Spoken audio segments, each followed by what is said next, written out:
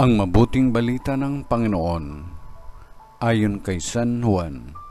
Papuri sa iyo, Panginoon.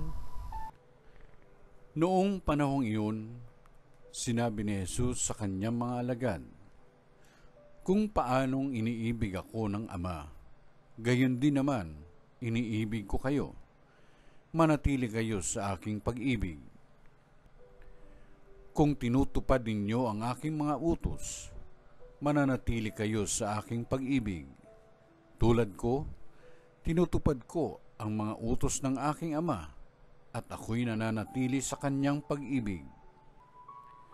Sinabi ko sa inyo ang mga bagay na ito upang makahati kayo sa kagalakan ko at malubos ang inyong kagalakan. Ito ang aking utos. Mag-ibigan kayo gaya ng pag-ibig ko sa inyo. Walang pag-ibig na hihigit pa sa pag-ibig ng isang taong nag-aalay ng kanyang buhay para sa kanyang mga kaibigan. Kayo'y mga kaibigan ko kung tinutupad ninyo ang mga utos ko.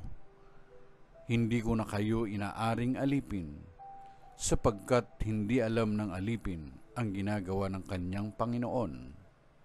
Sa halip, inaari ko kayong mga kaibigan, sapagkat sinabi ko sa inyo ang lahat ng narinig ko sa aking Ama.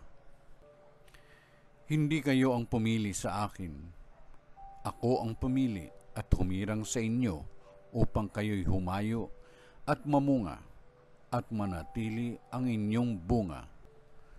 Sa gayon, ang anumang hingi ninyo sa Ama sa aking pangalan ay ipagkakaloob sa inyo. Ito ang inuutos ko sa inyo, mag-ibigan kayo." Ang mabuting balita ng Panginoon.